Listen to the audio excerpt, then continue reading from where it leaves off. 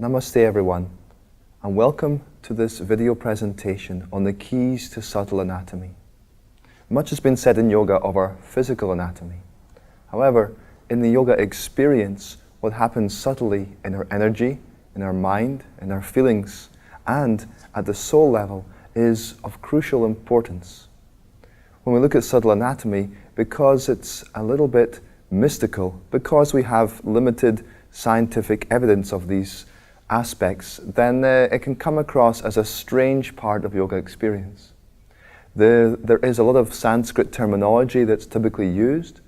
My purpose today is to minimize that, to try to give you practical ways in which you can understand, and if you're a teacher, communicate subtle anatomy to your audience. But subtle anatomy, once you get the hang of it, once you understand what's going on, is something that changes the whole yoga experience. You begin to understand why yoga postures look a certain way, what they're trying to do energetically. You begin to understand why certain breathing techniques, chanting techniques, meditation methods are what they are. And you begin to understand the nature of your own reality, which is so important. Once we tap into this, we begin to discover that there is a whole other world to yoga. There is what I call a multi-faceted approach to yoga as a practitioner and as a teacher.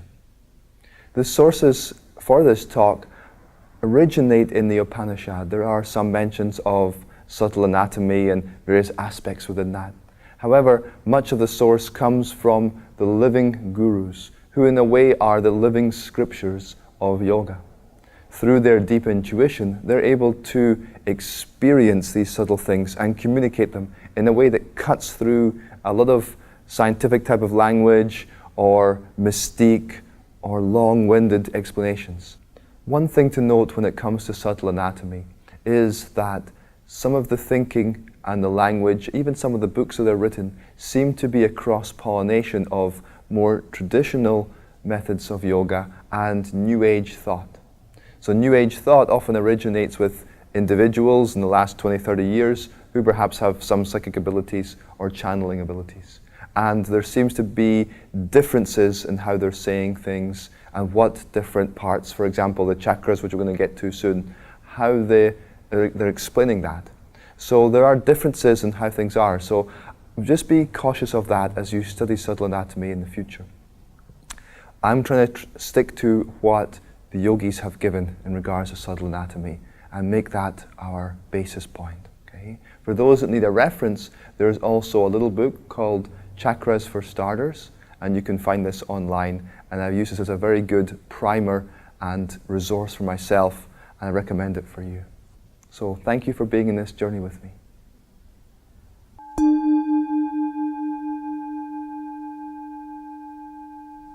As we begin this exploration of subtle anatomy, it's worth stating that there is new emerging science over the last 100 years, and particularly over the last 30 years, which in many ways helps us give credibility to some of these subtle teachings. And it helps us reconcile some of these subtleties from this Eastern, Indian and Vedic philosophy back into where scientific thought is going.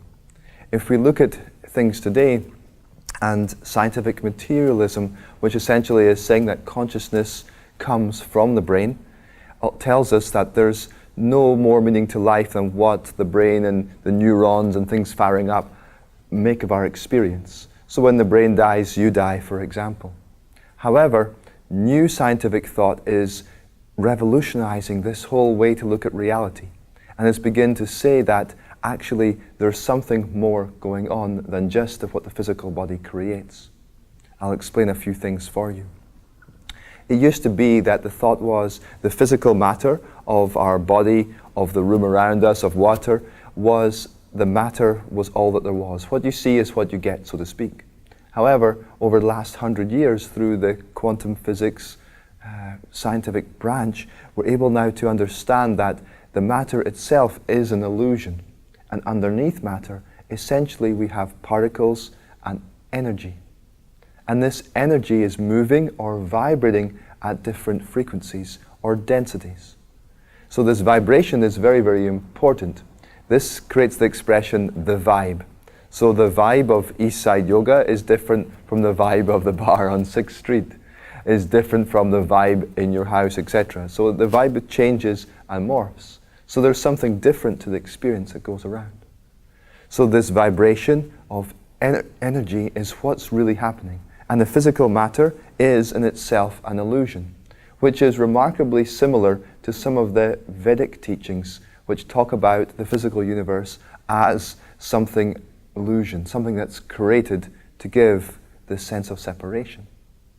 Behind the energy that we have, there's also then thought or awareness which seems to affect or direct the energy. In the quantum physics, they talk about this experience as something that is a probability, in that what we choose to believe, what we choose to think and direct our energy in different ways affects the outcome in the physical universe. I'm no quantum physicist, but this is my rudimentary understanding. So in this way, we're able to understand that our willpower, our awareness, directs energy and sends it somewhere and directs the outcomes. So if we begin to think of yoga as a way to move energy, then a simple principle applies. In yoga, where your awareness goes, subtle energy follows. So we can direct it to our hand, to our arm, we can raise the arms overhead, do all these movements. We are moving energy within our being. We're also connecting ourselves and embracing ourselves with energies of the world around us. The sun is the most important one, of course, in yoga, the sun salutation. This gives us a much deeper and broader perspective on what a sun salutation is trying to do. So we can connect into these things quite easily. There's also the study of consciousness. Beyond thought, beyond emotion, is a deep feeling. And these deep feelings are said to be an aspect of our consciousness which we experience. So the study of consciousness then begins to say that consciousness is what is creating our experience. It is through this consciousness that we're able to have an energetic experience, which then interprets into a physical experience. When the body dies, when the brain dies, consciousness does not end, but instead consciousness goes on somewhere else. And you might say the brain is like a TV set, is a receiver of consciousness. So it receives in that way. Now when you go into the TV set and you pull it apart, you can't find the program itself. You can't find that signal. It's coming in. Whereas today's scientific thought is the opposite, whereas the brain is a generator of consciousness. This is very, very important because it gives us the possibility, and it's almost a tantalizing possibility to think of life after death, reincarnation, and that some part of our experience is creating the physical, which is then in this physical vehicle. Now yoga in itself, if you can imagine for a moment that your body has a subtle pathway to enlightenment, a subtle pathway to uplift your consciousness, and it has a physical, not physical, but a less than physical, you might say, but some sort of anatomy and structure that gives us a step-by-step way of which we are to have the human experience. When you're in a sad place or a happy place, there's a movement inside of ourselves. It's quite amazing when you think about it. There's an expression they use in the West of fitness. They say, my body is a temple. From a yoga experience then we can say, yes, it really is. It's a temple of God, a temple of a divine. And we can go in and tap into this if we know what to do and what to look for, which I think is tremendously exciting. It's a whole new way to look at health and well-being. It's a whole new way to have a spiritual, even a religious experience, whereby inside is the temple that's been there all along. We just didn't know it. So we need to look at yoga and redefine the way of what it's doing. We need to look at yoga and then say, okay, what does yoga mean? Yoga means union. Union with what, as my teacher used to often say? But yoga is union with this infinite consciousness. It is a mystical experience, yes, for the time being, but eventually it becomes the real experience. In fact, it's more real, that experience, than what we're having right now. which is unreal according to these teachings. So, not to demean the human experience, because it can be very hard in life and we have to be there for people. But we begin to understand what's happening at the root and cause level. So let's redefine yoga as union with the infinite consciousness. And we have a literal pathway and anatomy of how to get there. I hope you find that exciting, because I do.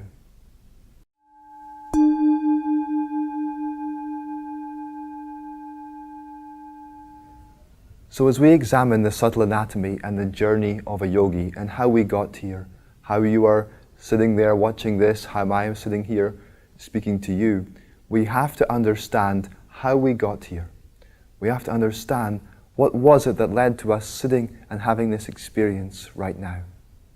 Within Indian thought, there are multiple branches of philosophy. There is one of yoga, one of Vedanta, which is this spiritual realization, but there's also one called Sankhya, which is lesser known. Now in Sankhya, they want to explain to us how we got here, why are we having this experience, and why it doesn't fulfill us, and how we've got to get back, which is yoga as a methodology of getting back to our oneness with the divine. So what they state is that all of existence is infinite consciousness. It is spirit, you might say. And in this infinite consciousness, there was no creation at this point, no universe, no stars, no planets, no humans, no beings, no animals. But this infinite consciousness was completely still. And this infinite consciousness began to desire or have the thought or the idea to create this universe and create these souls, these individualized parts of spirit. This consciousness, like a great ocean, began to vibrate and move. Through this vibration of pure thought moves back and forth, creates this vibrating energy. And through this vibrating energy, then begins to create higher realms of existence, kind of like what we call the astral or the heavenly bodies, then begins to densify more and more and creates the physical universe. From there, that creation then spurs galaxies, suns, stars, planets, people and beings and animals and so forth, all the way down to the rocks and the mountains. So this physical projection of consciousness is very, very important as we begin to understand our experience. So from that oneness of all, the absoluteness, this vibration is a movement of energy from a center fixed point in equal and opposite directions. It is as if setting movement on a lake. You might think of ripples on the water, and you see in these ripples, they're finite. These ripples of vibration only move so far, okay? So this vibration coalesces and densifies to a point whereby there appears to be some sort of physicality. And this physicality gives a sense of separateness. Why does this happen? What's the point of it all? Through the sense of separateness, we begin to have an experience whereby we can learn and grow and evolve. We can learn to experience love and joy and bliss. Through this experience of vibration, it creates an equal and opposite effect. This equal and opposite effect has a positive polarity and a negative polarity. This is really important because from spirit, this complete oneness and absoluteness, as we have this creation, there is a force that pulls away from that oneness, away from spirit, and densifies, you might say, downwards into matter, ultimately anchoring itself inside all material beings. Okay? So think about that for a moment. We are densifying downwards through into matter so we can have this experience. It creates this illusion of separateness. It serves a purpose for us to grow. However, according to yoga philosophy, the root of all suffering is ignorance of who we really are. Okay? Now when we're in this place, we begin to have a sensory experience outwards. We can see the world in all its beauty.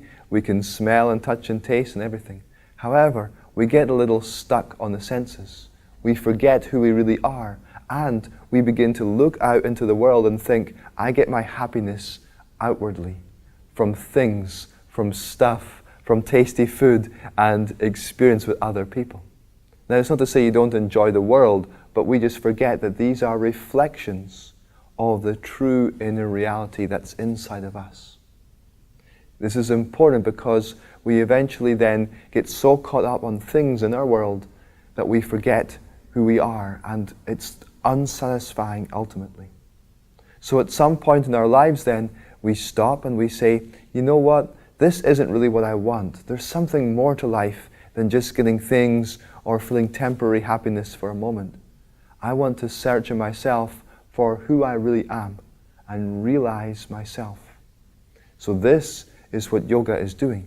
It is reuniting, reunifying, bringing us back to our natural state. And it is a methodology of how we get out of all of this suffering. Okay, so this experience goes from, yes, enjoy and have a great experience of life, ultimately becomes the one that never makes us truly happy. Okay? And yoga brings us back to the divine, to this infinite consciousness. So to help you understand some lofty concepts here, I want to give you a couple of examples. First of all, when we look at the infinite consciousness and it manifests in this universe, it manifests in two ways. As sound vibration, which is the cosmic sound of Om. This Om sound creates, preserves, and ultimately dissolves the universe. And this Om sound, as it creates, also manifests as light. Okay? Now, to give you an example here that was used by Yogananda, who I follow much of his teachings, Yogananda used the image of a movie projector. So if we were to look at a movie projector, and as the motor begins to run, it creates this whirring sound. There's this kind of vibration or back and forth as the motor turns and turns. What does the motor do? It produces a beam of light. That beam of light shines outwards. Now that beam of light is comparable to the soul being a spark of the infinite light that is individualized. Okay? The soul knows that it is light, it is one with God, with the infinite consciousness. However, as it has this experience, there is karma, or essentially action or energy, that then is like a template. It's like the reel of the movie that shines through the light at that moment. Everyone is different, so there's elements of light and dark. Essentially, positive, negative in terms of the experience. Negative doesn't necessarily have to mean bad, only that it's pulling away from spirit into having an individual experience. Okay? So you're with me so far. Light shines through the real, if you like, which is your kind of your karma, and this then begins to create the individual. It creates it based on thought and then energy, which is the subtle body. Then from there, densifies more and more, the vibrations become thicker and thicker until the thick flesh surrounds this spark of light, and the individual is created, which we refer to in Sanskrit as the jiva. Okay, the jiva. So this jiva, this individual, then is having an experience, but is a projection of light ultimately. It's quite amazing. As you watch the movie, then you become fixated in the story and the drama of it all. The drama in the movie is very, very powerful. People all over the world love drama and they love story, they always have.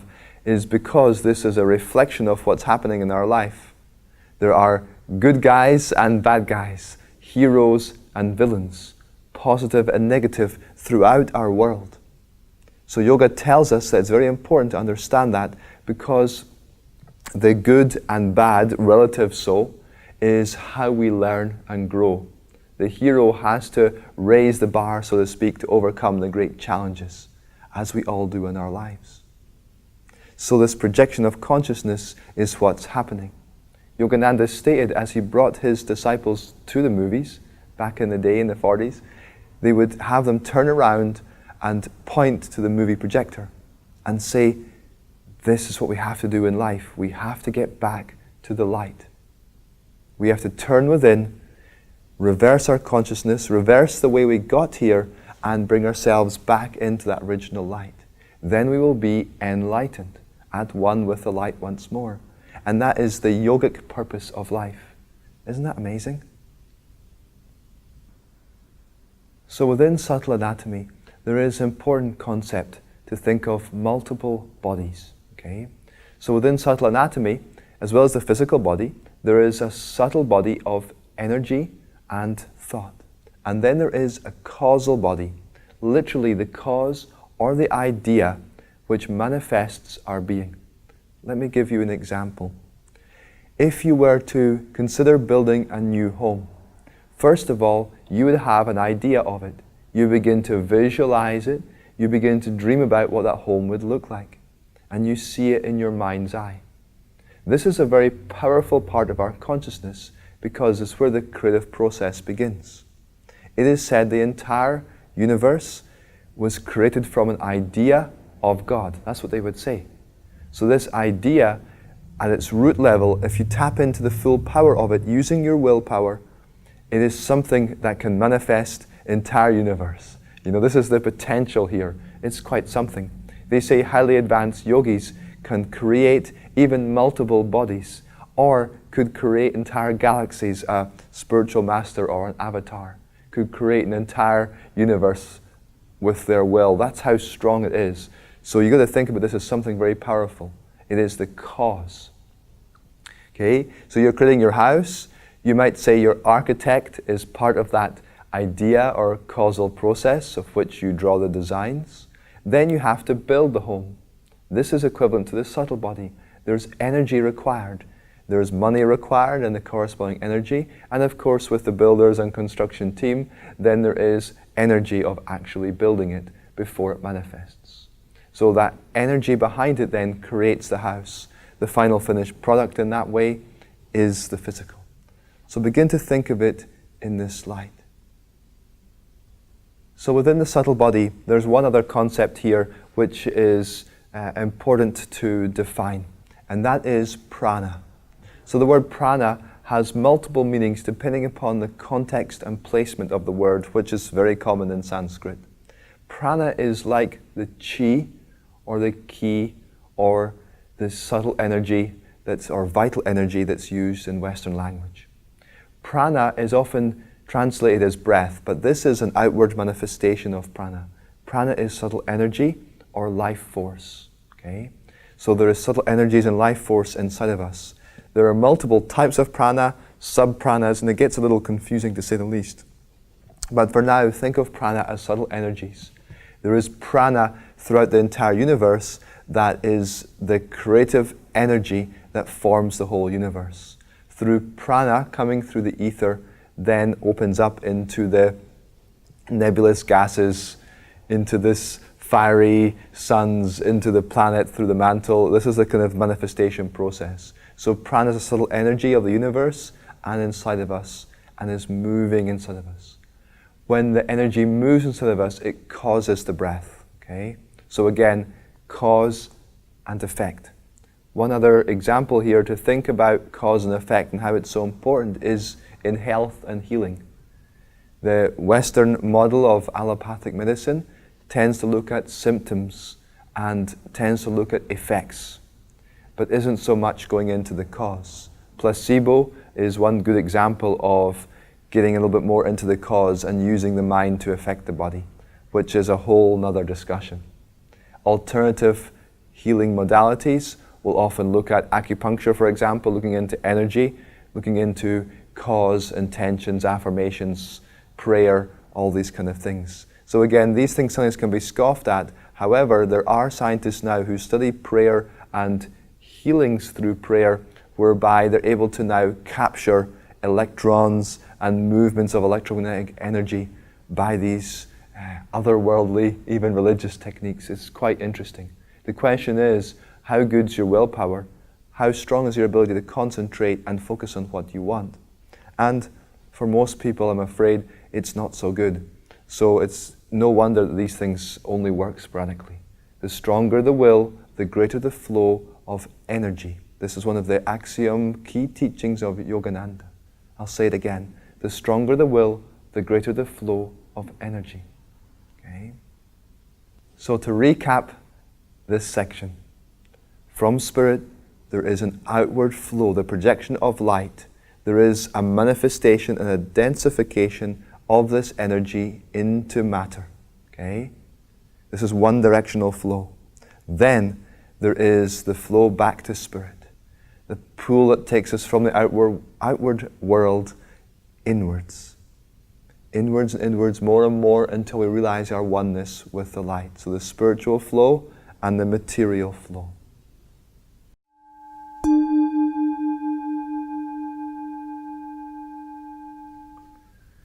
So now, let's focus a little bit more deeply into our body. Okay? How does this play out within our being? And first of all, we have to realize that we have a positive pull within us and a negative pull. And this energy, as it forms, is magnetic. In fact, we are walking magnetic fields. So a magnetic field, like a battery almost, has a plus at the top, the positive pole of our being, and a minus at the bottom for the negative pole of our being. So this creates a polarity within ourselves. So this actually plays out all the time in our daily lives. We just don't realize it or think about it in this context. So when we have positive experiences as a human being, then there is an upliftment of subtle energy inside of us. Okay? One simple way to look at this is if you ever speak to someone and you ask them how they were in their day, if they had a good day or if they were inspired, they will inhale and they will sit up taller. If they're inspired to have a good idea, they will tend to look upwards and to the left. It's quite amazing. When we have an interaction in the world and something makes us happier, there's a joke told or we see someone that we care for, we will smile. The lips will turn upwards. This is an outward manifestation of an upward movement of energy inside our being. It's quite something really. We use all kinds of expressions such as feeling on top of the world, flying high, things like this. It's quite amazing. I read about this several years ago and it changed my whole perspective on subtle anatomy. Conversely, we also have negative experiences that take us downwards into a kind of a lower state. Of course, from smiling and the lips turn up, the obvious one is lips turn down when we're sad. If you ask someone how their day was, they'll tend to sigh, yeah, it was okay. But the posture will come down, it will hunch a little bit, their gaze will come down, and it gives an outward expression of how they are, even though they might try to mask it with their words. We will also use expressions such as, I feel low, my heart feels heavy, I feel depressed. It's quite amazing really when you actually see this stuff. It's happening all the time in all people around you. You can begin to look at someone and understand what's happening energetically. As a teacher, you can actually talk to your students, check in with them, and they might not tell you anything, but by their body language, the direction of the eyes, the slouch of the posture, inhale, exhale, you can actually assess their state of consciousness in that moment, and they don't have to tell you anything. So what is happening here? As an individual, when we have an experience, we relate to that experience in a positive or negative way. This is our like or dislike, our attraction or repulsion to the experience. It is completely individual, and it is based on what we call duality. So first of all, there is a duality in that there is a subject, myself, object split with the world around me, that creates this artificial illusion that I'm separate. In that way then, as Stephen, the person, has an experience, then we're going to react to it personally. 10 people might walk into a restaurant, 10 people will have different experiences depending upon our preferences. This is a duality. The duality also is based on vibration. So as we have an experience that's positive, say we love the ice cream in the store, and we eat that for a while and we eat lots of it, duality gives us an upliftment of energy temporarily. it goes outwards to the senses. Then guess what? You get the, what do they call it, the ice cream headache or the stomach ache, and then duality evens things out. And then it goes back to zero once more.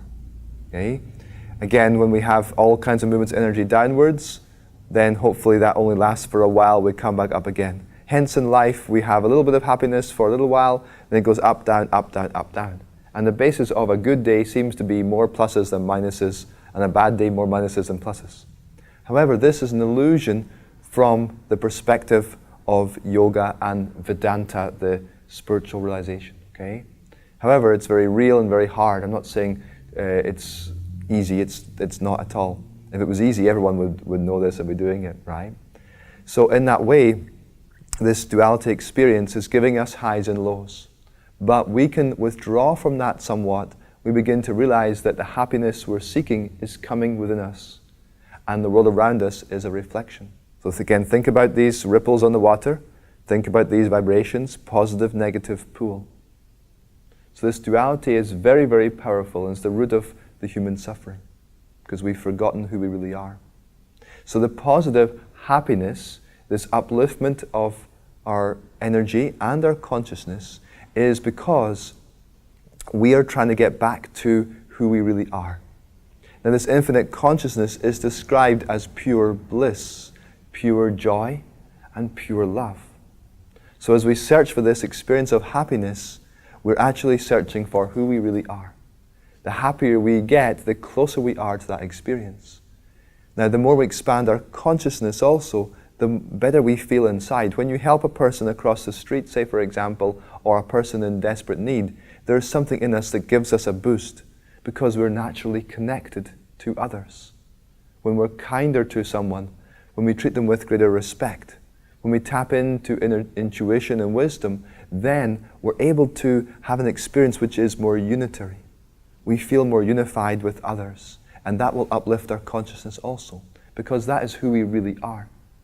When we act angrily, when we react and become mean to someone, when we have hatred, resentment, all of these things, fear as well, we close ourselves off from this unity and we feel more and more separate. This is a downward pull. So if I was to draw a picture of the human body, at the top of the head is your spiritual unified consciousness at one with all. At the base of the spine, at the negative pole, the minus point of that battery, if you like, is selfish consciousness and material consciousness, i.e. we're stuck in this material world and all it has, and we've no awareness of the other. So think of that in that extent, and think of all of this happening within our spinal column. Okay? So within the spinal column, you have the plus of the magnetic field and the minus at the bottom. If you can begin to grasp that and then begin to see people reacting to things, you can see how that movement up and down is happening within us. Next thing to understand is the breath is connected to this process. As we have a positive experience, there's a movement upwards in the spinal area of energy, which causes the inhalation upwards.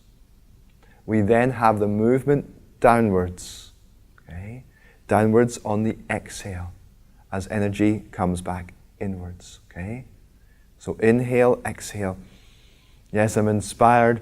It was a rotten day, like this, okay? This is this movement of energy inside of ourselves. A couple more examples, more extreme examples you might say to help you understand it. I have a toddler at home. Now for toddlers, they have quite extreme reactions to things, and they embody it because they can't control the force of it inside themselves. So when a toddler has something happen to them, like they lose an object or it's taken from them or something doesn't quite work out what they want, not only will they get upset, they will actually physically lie down on the ground and may even kick and scream for a moment. It usually passes pretty quickly, but the tantrum is an extreme negative effect energetically inside of them to circumstances that happened that they don't like. Conversely, when something happens, they get ice cream or go swimming or whatever it might be, they will jump up and down for joy, even raise their hands up in the air. The physical movement of energy, you might say, is so strong with them that they embody it instantly. I think as we get older, somehow we calm that process down and we're able to control it a little bit. But inwardly, it can be quite severe. Also too is, we have the use of drugs.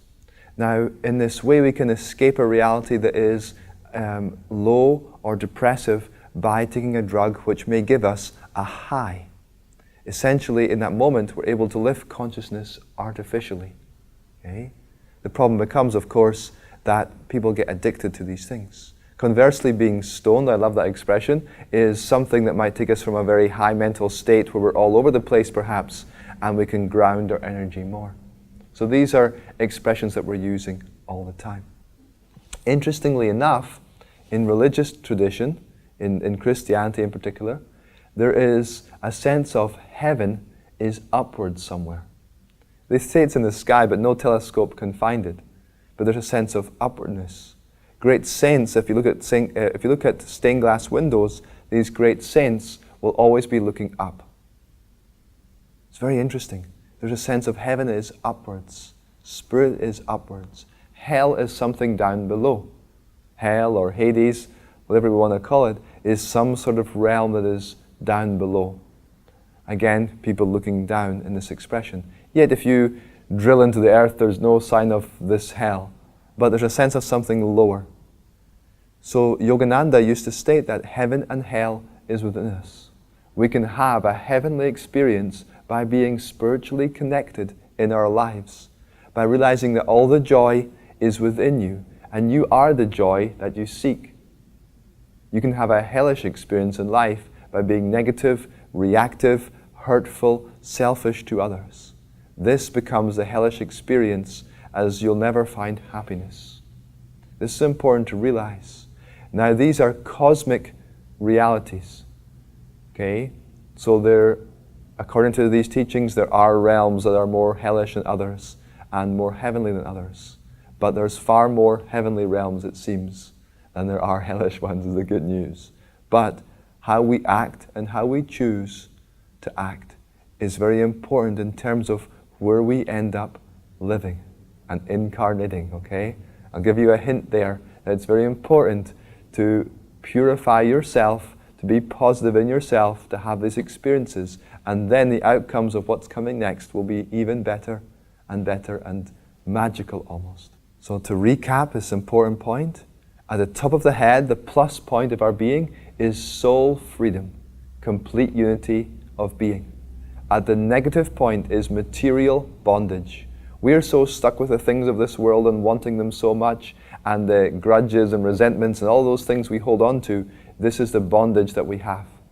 So we are trying to uplift our energy systematically, anatomically, through these spinal channels, so that our center of gravity can be upwards and upwards more and more. That's what yoga is trying to do. So many of my teachers have said that within yoga, the pathway to happiness, to bliss, to enlightenment is in our spine. And the process of yoga is to withdraw inwards and upwards into the brain, into higher centers of being. This is what we're trying to do.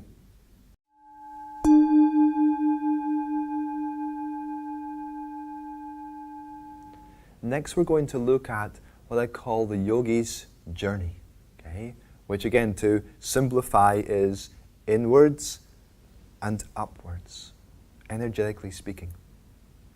So, first of all, we have to understand that cosmic energy enters into our subtle body through a point at the back of the head, what's called the medulla oblongata point.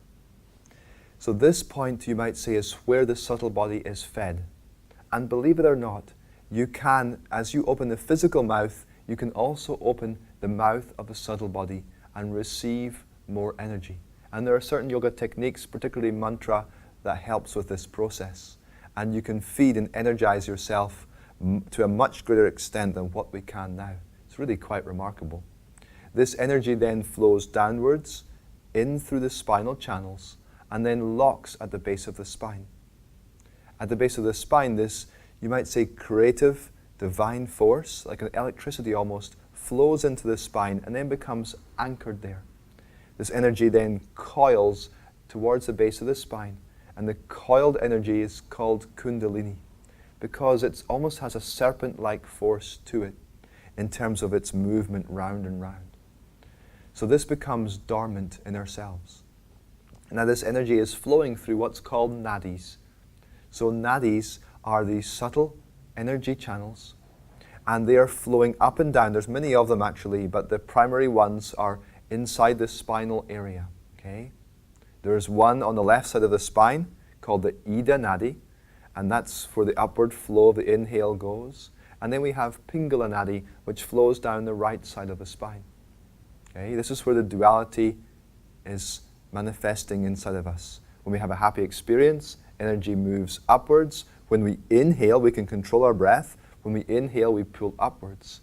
When we do movements in yoga, such as raising the arms overhead in a sun salutation, we can pull energy upwards with it. Then the exhale pulls everything back down. Now we use exhale to relax our being, of course, from tension. So the exhale also withdraws energy inwards. This is important to understand. So it's not all bad, so to speak. Think of this as just a mechanism of how we operate in the world. We can energize these channels more and more, and then eventually pull the energy to the base of the spine. Now within these nadis, there is a third one that's of primary importance, and it's called the Sushumna. This, interestingly enough, is a dormant channel at the very center of our being. If you can imagine a hollow tube from the base of the spine all the way up to the crown of the head. And this hollow tube is where Kundalini energy, the divine creative force, then pulls itself back up and eventually reunites with the positive pole. It seems strange at first, but this is something that's not just important in yoga tradition, but seems to be metaphorically spoken of within Christianity as the serpent and many other traditions across the world. Somehow we've got to be able to control this force and bring it upwards. In doing so then we reunite the divine creative force with our consciousness in that being, and this is an anatomy, remember. So in the same way, if I'm going to have heart surgery or strengthen a limb, it's the same reality for everyone. I want to make that point clear. In that way then, you have a reunification, i.e. yoga. Okay? Yoga is the reunification of these energies. When we become enlightened, when we have these mystical experiences, whether you know it or not, believe it or not, or even try to move energy physically or not, once you have the enlightenment experience, these energies will reunite. It's pretty amazing, really. So the journey of the yogi, as I said, is inwards and upwards through this spinal column, back up into the brain area. And we particularly focus at the point between the eyebrows, which we'll get into in just a moment. For now, think of this upward pull of energy, of Kundalini, happens in a magnetic way. There's a draw upwards. Okay? This is done through meditation, through our devotion, the uplifting feelings of the heart, and can be used through yoga technique. One way to look at Hatha yoga is the yoga of effort and force, in which we use technique to try to pull this energy up. Hence there was inversions, twists, bandhas where you lift energy up, arms raising up overhead. We were trying to coax that energy up using physical effort. But it can also be done through this concentration and upward lift of the energy magnetically. Okay? So this upward pull is the yogi's journey, and when it happens, it's something exhilarating, it's something beautiful. Try to think of it not so mechanically, but something that comes with this deep yearning for your true nature, for yourself, for oneness with God. So this subtle channel in the middle of the spine is sometimes called the astral spine. Astral meaning of light and energy. Okay? So, when the cosmic energy enters the back of the head and it comes downwards through the spine, there are certain plexuses around various organs of the body in which that energy disperses outwards. And that dispersion of energy is like light, if you imagine, then rays of light going outwards at different points in the body. And we'll get into that in a moment. These are what's called the chakra centers. Okay? So let's define chakras now while we can. Chakra in itself is a Sanskrit word that means wheel or circle. It denotes something that turns. Now, Yogananda described it not in a kind of two-dimensional way, but more as a vortex of energy, something that spins and moves along the central axis of the body. These chakras are hidden energy centers that store and distribute energy and information, and the life force or the prana within ourselves. Each chakra operates a physical function in the body, and it will store psychological or mental tendencies, past habits and desires associated with aspects of our mental selves. So what that is karma also. So the energy of past mental habits, desires for things, if you hold on to that argument that circles around over and over and over again, this will settle in one of the chakras.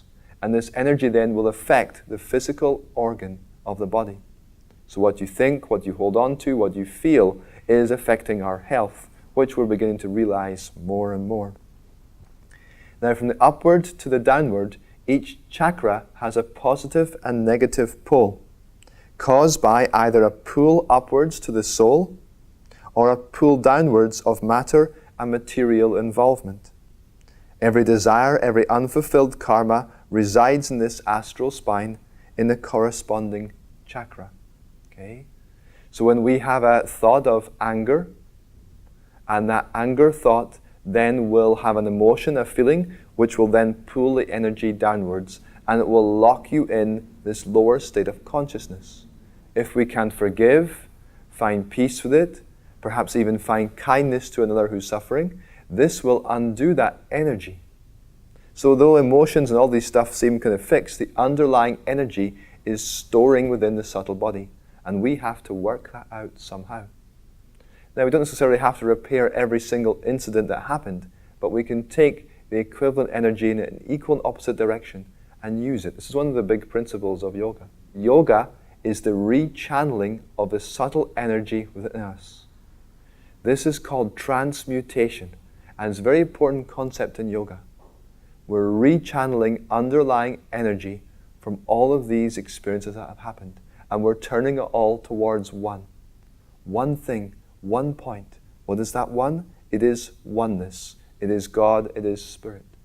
That is why our personal relationship to God is crucial, because we develop devotion, we can undo some of these things. Yes, we try and be better people, but the yogis would often counsel, don't worry about all the little things. Love God fully and try to become a better and better person. Yogananda had an expression, a saint is a sinner who never gave up. We must try over and over again to purify and uplift our consciousness. So I mentioned earlier about the rays of prana, of light, dispersing out from the central plexus of the spinal area. So when viewed from above, these rays of light appear like petals from a lotus blossom. Okay? And this is where the poetic translation of a chakra as a lotus comes from. So it's a very beautiful image, the lotus. It also is deeply symbolic of the lotus can grow and blossom out of the mud. Out of next to nothing, this lotus comes, and it's very, very beautiful. Within each of these lotus centers, these chakras, there is a different number of petals. For example, at the base of the spine, there is said to be 4 petals of this chakra, 4 rays of light, if you like, dispersing. Each one of those has a corresponding Sanskrit letter. So as you go up and up each chakra, the entire Sanskrit alphabet is within our entire subtle body. As we use these Sanskrit letters, they are vibrating in the subtle body. So the main tool and yoga technique of purifying the chakras is mantra, where we use intelligent vibration. So we chant Om at the chakra, for example, or other specific mantras. Then we can vibrate each of those petals, and we can uplift and purify each of these chakras systematically. It also makes me think about yoga teachers then using Sanskrit words in class. When you say a word such as Uttanasana, the forward fold, then there is a vibration of that word. So by saying it, this actually triggers something in the subtle body. Whether it's energetic channels or the deeper meaning of the posture then does something that affects the consciousness. So I think this is a very important argument for using Sanskrit in yoga classes. So let's go through each of the chakras now. So first of all, we're starting at the base of the spine. Again, imagine a hollow tube in the central column of your being. The base of the spine chakra is called Muladhara chakra, meaning the root of the being. Okay? Now the chakras themselves, you can think about colors, and the color here is red. However, the colors in themselves seem to apply more to New Age thought, and there's nothing traditional really mentioned about colors, at least that I have found. But the color does have some help, and many people psychically have seen colors associated with the chakras. But the color here, typically people know of as red. Within the yogic system, they relate the chakras to the elements within nature. So there are certain elements, according to these teachings, which make up and manifest the universe. Okay? And I'll guide you through each one at a time. So Muladhara chakra is the element of the earth. Okay? So the thickest density, you might say. So the earth element has certain properties that we can tune into. Okay? So one of the areas of our psyche that's manifesting here around the earth is security or insecurity in a negative sense, is fear, example, worry about our life, and in a positive sense is our steadfastness, our loyalty, our determination. If we're to embark on the journey of soul oneness with God, we need to be pretty fixed that we're going to do it. And we need to be firm that this is what we're going to do in our lives. We can't be too all over the place. We've got to have a fixed goal and say, let's do this thing. So we can be more firm in ourselves, more steadfast. Some people then in their physical life are too rooted in this chakra, whereby they become stubborn in themselves. They're just not willing to look at anything else. So this root chakra affects the physical body, and particularly the legs, particularly with elimination, and also it's said to do with bones and blood. So again, very physical matter in this way is how we're affected by this chakra. So in this chakra, it's a real grounding energy. So how can we work with this in a very practical way? Yogis would sit outside, usually on a rock or something completely solid. And you can meditate and feel that consciousness of solidity. This will help to ground us. It will help to give us that loyalty, that steadfastness in our journey. So if you have trouble of being a little bit all over the place, you can't concentrate on one thing or the other, you're jumping around from one modality to the other, then perhaps it's time to focus on this solidity in yourself and really ground yourself into it. Okay? So this is what you can do. Meditate on a rock or something hard. Even just sitting on a hard cushion, you can feel it. You can also chant a sacred mantra here. So the seed mantra is Lam, L-A-M. You can silently chant Lam, Lam, Lam. Of course, with any chakra, you can chant Om, Om, Om. You just do it silently. Try to focus on the physical area. You can contract the muscles in the pelvic floor to help you feel the area. And then perhaps chant Om, Lam, or some combination 7 times over. Okay? And this will help you vibrate inside this chakra, and then you begin to visualize a chakra. Sometimes they would visualize a lotus flower with the petals pointing upwards, these rays of light pointing upwards. This is one way that you can work with this root chakra. So think about this, try to experience in yourself, and you can begin to work with this more and more. The next chakra, second chakra, is located about 1.5 inches higher than the root chakra. It is called Swadhisthana chakra. Swa is the self, Swadhisthana is the root and lock of the self, which is quite interesting. So in this chakra, the color here is said to be orange, and this chakra relates to the water element within us. Okay? So what does that mean? The water element is a sense of openness. So the water element is showing us to be open to new ideas, to be receptive. We can't be stuck in old paradigms, old ways of thought, limiting belief systems. This chakra allows us to be open. So the physical influence of the second chakra is in reproduction, creativity, the sexual organ, and this is the chakra flow here. So again, depending on your mindset, your psyche and everything else can affect the internal organs as well. So we have to remember this, that the inward experience affects outwardly. So this chakra can be balanced in a way that is positive. Now it works together with the root chakra. They work in combination. So we need to have a firm foundation of what we're doing. If there's an imbalance in this second chakra, then what happens is people become too open. You can become all over the place, or wishy-washy is a term used in the Chakra for Starters book. So this wishy-washiness creates this openness where you're all over the place. You don't stick to one thing or the other. You can't quite concentrate in one way or the other. And it's not balanced. So we want to have that firmness, but then we want to be open. We'll know in ourselves if we're too stubborn, if we just refuse to accept things, overly skeptical. These are ways of which these chakras are imbalanced. So what do? We get near water. We meditate by a stream or a creek. We get in water. There's pictures of yogis, you would see them in Himalayan icy cold waters up to their neck, and they would try to meditate and be at one with the consciousness of water. Water is completely fluid and open. It touches everything but is unattached. So this is very, very important. Many yogis would get into water, just lie on their back and just float there and try to feel this. So it's an important yogic technique. There is a mantra here of VAM, V-A-M. VAM, you just chant it focusing on the area, Om VAM. Or you could just do Om several times. Again, silently is best for these practices, but outwardly works as well. Okay. Moving upwards through the spine, the next chakra is at the navel point.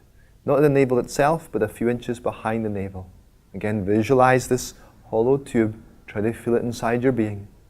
And this navel point chakra is called Manipura, which can mean jewel or fire within ourselves. So this chakra is related to the fire element. The color here is yellow, and Ram is the mantra, R-A-M, Ram, Ram, Om, Ram, like this. So you can use this mantra inside. So this fire element is another part of the human condition, and it relates positively to increased motivation, enthusiasm, courage, and that intensity of which we need on this quest. Okay? It's not for the faint of heart, soul evolution. So we need that level of motivation in ourselves. It is a controlling faculty of our being. Negatively speaking, then we can become too controlling, right? So there can be that lack again of this motivation in ourselves as we progress. We start something, we stop it, this is all related to this. But there also could be the fires burning too strong, whereby we try to control others. There's a kind of like an egotistical kind of approach to these chakras. So in this way we become controlling, even ruthless in terms of controlling other people. So this is this third chakra as part of this experience. So on this chakra, one way I like to look at it is fiery self-control for overcoming our bad habits, our obstacles, our weaknesses. It's all coming from this chakra. It has to be balanced out with second chakra and first chakra, okay? Firmness in ourselves, realizing our path and what we've got to do, being openness to receive new teachings, to learn lessons about ourselves, and then having enough dedication to make this quest without being too controlling about it, okay? This chakra also relates to digestion, intestines, stomach, and this organ. So again, controlling mechanisms, lack of control, lack of empowerment, and the negative emotions associated with it can upset digestion in this way. So the lower three chakras are really about our physical experience in this world as a human being. Once we move to the heart, we kind of reach a halfway point. And the heart is crucial in terms of our spiritual development, because the heart is where desire originates, where feelings are held. So love, being the primary one, is love for God, love for all of humanity, love for all beings, versus a selfish kind of nature, love based on a certain experience or love or desire for something that feeds the ego in some way.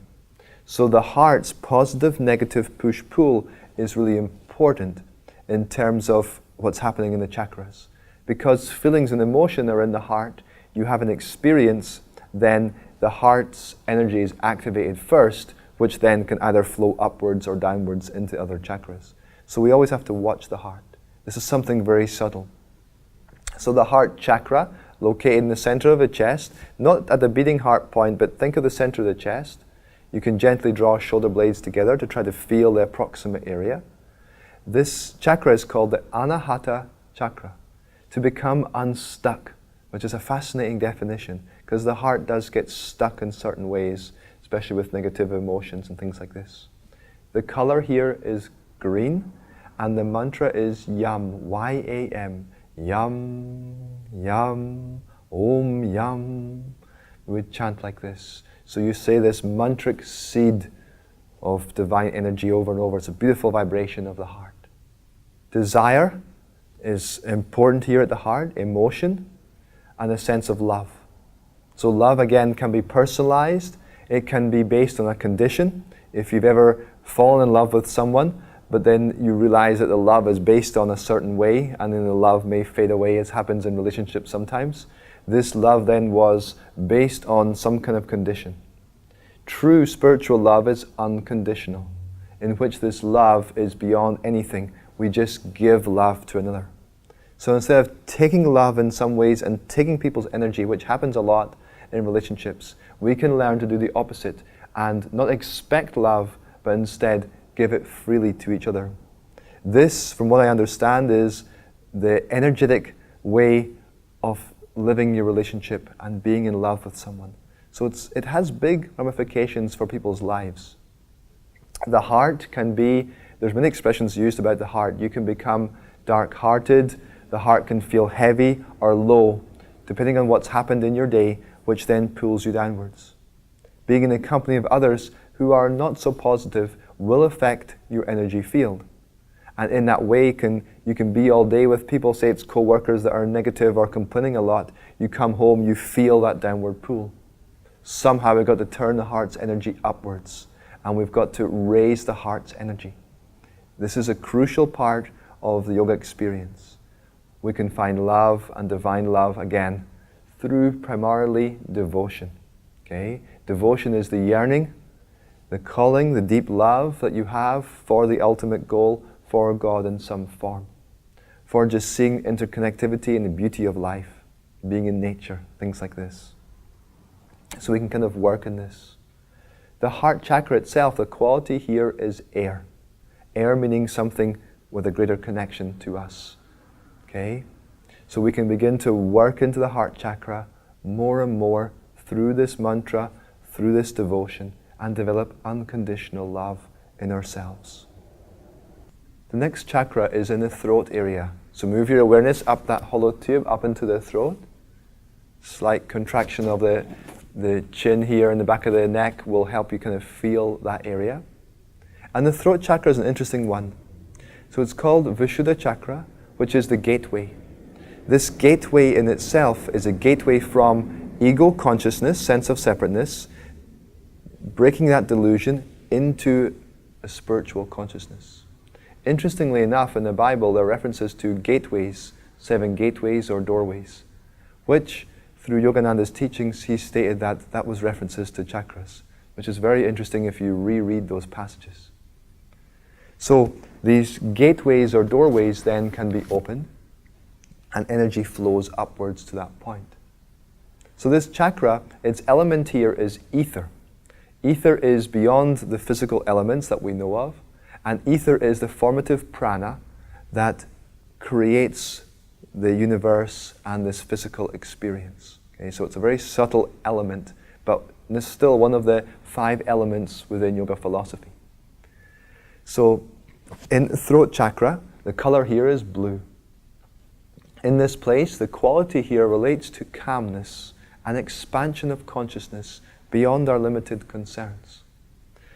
It also relates to the neck, the vocal cords, and communication. So ability to speak to others is, again, raising our consciousness outwards, but how you speak to someone makes a difference. We can then take that a little bit deeper into our connection with other beings and into all beings. So again, calm expansiveness is the quality positively of this chakra. Negatively, the energy begins to flow down. It is the rush to get back into material world and back into delusion. Okay? So say, for example, you're a dedicated yogi and you're going on meditation retreat. You've been looking forward to it for months. I speak from personal experience here. We get to the meditation retreat, you can't wait to meditate, you sit down, 30 minutes later, you feel agitated. You feel a little bored even, and you long to get back and meet a friend for a cup of tea or go for a walk in the garden or whatever it might be. You long for material world again. This is a downward pull. That feeling is a downward pull in this chakra, which then goes to the heart. The heart then says, oh, I desire to go and get a cookie from the shop that's in the meditation retreat or something. The desire then forms it that way. It then sends the energy downwards. We have a lack of self-control. We then sense and want to experience and taste this delicious cookie. Okay? So then we're gradually pulling energy down. This creates a holding kind of pattern then in our lower chakras, which then will, like a magnet, draw in the same experience over and over and over again. So this magnetic experience, this karma, the more we do these things, the more we have less self-control, for example, the greater the energy will flow down that way. Okay, you learn your lesson, you get back up, you go back into meditation. This time you say a prayer, you chant to God, the heart's energy lifts back up, you're in meditation, you're feeling very calm again, and then the desire for something else comes. Maybe you're just hungry and you want to have dinner or something. I think about food a lot, obviously. At that point, then, you say no. Just 10 more minutes of meditation. You go deeper, you chant a little deeper to a divine. That throat chakra then wants to expand its consciousness. We begin to resist that pull, that trait. In this way, then, the lower chakras then can begin to flow upwards even more. The fire is stoked, the heart's energy is going, the sensory energy is pulled upwards, and we feel firm in ourselves. These are how the chakras relate and how they interconnect. It's quite amazing. And then from there, you have a deeper experience. What meant to be 10 minutes extra meditation, you sit for 20, 30 minutes, and you have a beautiful meditation. This is how it's happening inside of us. These are how you interconnect the chakras together.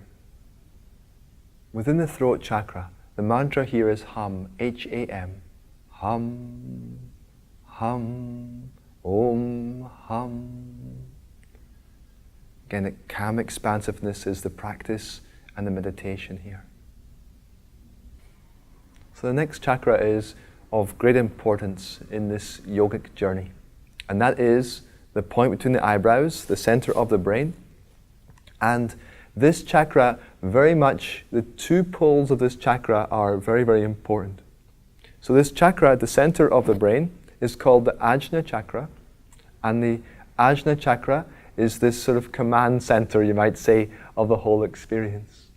The point between the eyebrows is important to gaze towards. This point of gaze is the point of light, the point of enlightenment, of willpower and concentration. People will knit the brow when they're focusing very deeply, but we want to lift our eyes upwards, we close the eyelids, and then we go into that experience of the chakra. This is the point of this determination, and the will becomes divine will. As we lift our gaze up, we lift our consciousness higher. And it creates this magnetic pull that pulls energy upwards through the other chakras. Okay? So the negative pole of this chakra relates to the ego center. The ego is that sense of separateness in our consciousness. Okay? So that sense of separateness in the ego, if it's all ego, then it becomes cold to other people's experience, and we just focus on our own experience. Okay? I mentioned before the medulla point, the medulla oblongata, the point at the back of the head, is the point where we begin to form physically, where sperm and ovum meet together and then form to create the human being. This point at the back of the head, interestingly enough, from what I understand, surgeons can't operate on it. If you touch it at the back, you die instantly. It's quite strange. This is the mouth of the subtle body where we experience the energy and then it flows downwards. When someone's ego is activated, let's say you're having a conversation with someone and they disagree with what you're saying and they want to tell their opinion to you, they'll draw the head back quite a lot. They'll say, "What do you mean?" There's an activation of ego energy. And this, I discovered, is quite funny, is when snobs, they look down their nose at you. They're drawing more energy here and they want to look down to the other person. So we've got to draw from the back of the head the energy forward. So the channel comes up and actually turns forward in the brain to the point between the eyebrows. That is the enlightenment point, okay, where we become spiritualized in ourselves. The Ajna chakra, the color here is indigo, almost a bluish, slight purplish color. We say indigo. And the mantra here is Om. Simply chanting Om silently, the point between the eyebrows. You can do this at every chakra and it's a good exercise to do. I do it routinely myself, but especially point between the eyebrows is so important. So many techniques of yoga actually put that together, chanting Om. For example, pranayama, in which you inhale, bring energy up to the point between the eyebrows, hold the breath, Om, Om, Om, and then exhale out. So this is a nice way to include this and activate this. Remember, you're lifting your consciousness, you're enlightening yourself, you're increasing the divine will, and actually even the element of joy within you. So this is something to really try to include in your personal yoga practice, and if you're a teacher in your yoga classes. So once we get to the point between the eyebrows, this is all the work we can do from a yoga perspective. Yes, there is the 1,000-petal lotus at the crown of the head, the Sahasrara chakra. This chakra, though, is beyond all duality. It is the seat of the soul and liberation. It is where we reach oneness and omnipresence with all that is. So we can't really work in it. In fact, if we try to focus on it too much, it can be distracting because of the flow of energy coming across the brain to the front. It comes from here, outwards and upwards to the crown of the head. Is what they say. Okay? So Sahasrara, 1,000-petal lotus, is there, and yes, it's good to acknowledge that. It's an important part of our being. It's a crucial part of our being because it's our soul. However, we want to just focus more on the point between the eyebrows.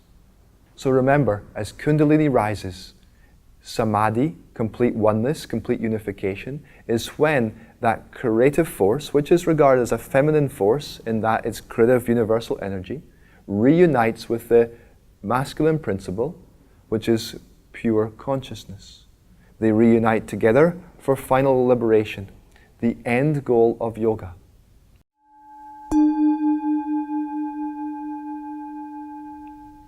So now I invite you to close your eyes and we'll try to feel and experience these chakras.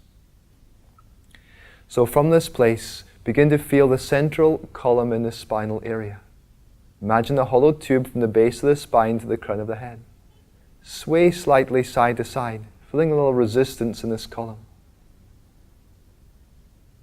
At this point, focus on the base of the spine. Gently contract the pelvic floor muscles and relax them. Focusing deeply, even visualizing a lotus with the petals pointing upwards. You don't have to worry too much about color. Or you could even have a ball of vibrating energy and light. Silently chant Om 3 times. Om, Om, Om. Focus here. Try to feel the heaviness, tuning into the firmness below you on your seat. Bring the awareness up 1.5 inches. Feel this area, visualize that ball of light or energy. Silently chant Om 3 times. Om, Om, Om. This is the water element. Imagine yourself sitting by a stream or a brook. And imagine that consciousness of water. Openness and detachment. Then bring your awareness up to behind the navel point. Feel and sense that ball of energy. Chant 3 silent Oms. Om, Om, Om. The fire element. Visualize the rising sun. Fiery self-control. Discipline in yourself. Enthusiasm. Willpower. Tune into that and meditate on it. Then bring your awareness up to the heart center. Gently draw the shoulder blades together. Lift the heart a little bit to feel the approximate area. Silently chant the 3 Oms. Om, Om, Om. Feel the energy here. This is your deep desire for God, for a divine, that deep love for all beings. And then move up to the throat area. Gently contract the throat a little bit to feel. Chant 3 silent Oms. Om, Om, Om. Then begin to expand your awareness calmly out in all directions. Feeling one with all it is. And then move your awareness up to the back of the head, medulla point. Chant 3 Oms. Om, Om, Om. Activating the mouth of a subtle body. The ego center releasing that clasping and grasping that it does as it relates the world back to its own small reality. And then bring your awareness forward, point between the eyebrows, the point of enlightenment. Om, Om, Om. Keep your gaze in this position. Feel your heart's love reaching upwards, all chakras flowing upwards now. And know that your own destiny lies in evolving, uplifting ourselves, being one with all that is. And then relax and open the eyes. It's quite blissful once you get into this. If you can, do the technique, Om at the chakras, every day or every time you do your yoga practice.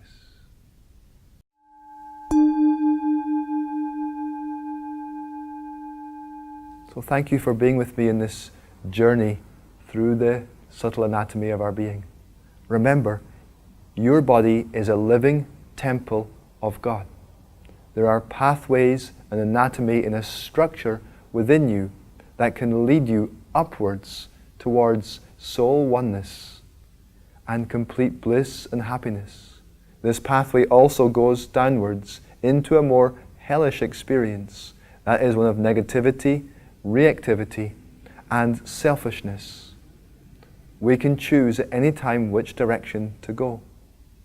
This duality is expressed all the time through our being.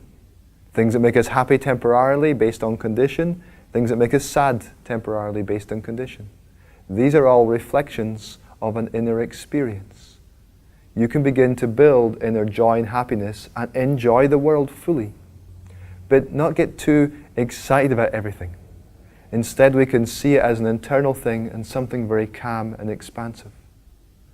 We can also then, when negative stuff happens, take a deep breath, relax ourselves, and begin to realize this is a temporary reality teaching us a lesson. We can maintain our equanimity and our poise through it all. I realize that this is difficult and I have not mastered it, but we must try. We must fight on, as we say.